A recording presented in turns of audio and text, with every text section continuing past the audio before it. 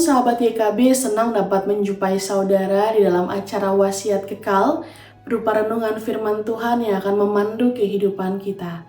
Saya Pendeta Cynthia Juliana Kristianti dari GKI Gatot Subroto saat ini akan bersama-sama dengan kita semua di dalam permenungan firman ini. Renungan hari ini Sabtu 14 Februari 2026 berjudul Sikap Terhadap Kebenaran, didasarkan dari Markus pasal 9 ayat 9 sampai 13. Sebelum kita bersama-sama akan merenungkan sabda Tuhan, mari kita memohon Roh Kudus menolong kita semua. Mari kita berdoa. Tuhan yang sungguh baik, pada saat ini kami mengucap syukur atas segala anugerah-Mu dalam hidup kami. Dan ketika saat ini kami juga hendak belajar untuk memiliki sikap hidup yang benar di hadapan Tuhan, untuk dapat terus hidup dalam tuntunan kebenaran Tuhan. Kiranya Roh Kudus-Mu boleh memampukan kami, kuasailah hati dan pikiran kami untuk dapat mendengar dan juga untuk melakukan firman Tuhan dalam hidup kami. Bersabdalah ya Tuhan, karena kami sungguh rindu akan sapaan firman Tuhan dalam hidup kami. Di dalam nama Tuhan kami Yesus Kristus kami berdoa. Amin. Sahabat IKB yang terkasih, yang akan menjadi pusat permenungan kita adalah Markus pasal 9 ayat 9 sampai dengan 13. Dengarkanlah firman Tuhan. Pada waktu mereka turun dari gunung itu, Yesus berpesan kepada mereka supaya mereka jangan mencari terakan kepada seorang pun apa yang telah mereka lihat itu, sebelum Anak Manusia bangkit dari antara orang mati. Mereka memegang pesan tadi sambil mempersoalkan di antara mereka apa yang dimaksud dengan bangkit dari antara orang mati.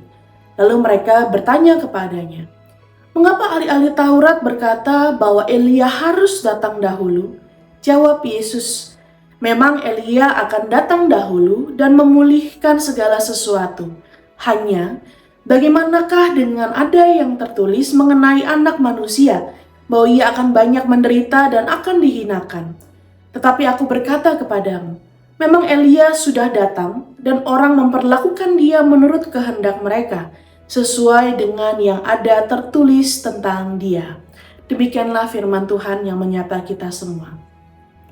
Sahabat EKB yang terkasih, bagaimana kita memperlakukan orang lain dengan cara yang baik maupun cara yang buruk tidak terlepas dari pandangan dan penilaian kita terhadap orang tersebut.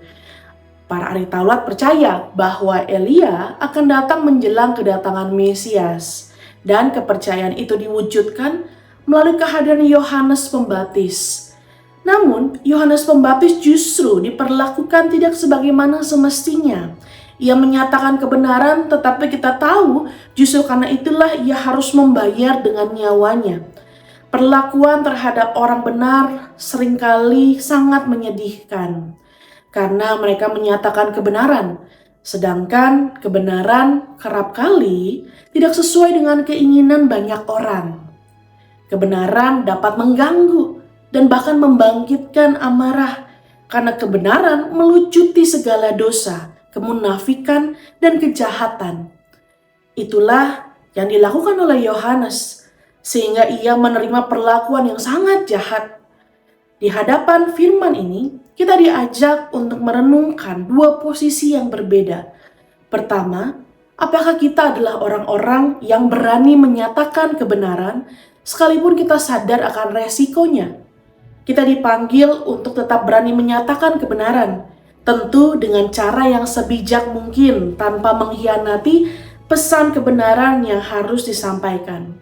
Kedua, kita juga dipanggil untuk membuka diri kita terhadap suara kebenaran, termasuk jika kebenaran itu menyinggung atau mengenai diri kita sendiri.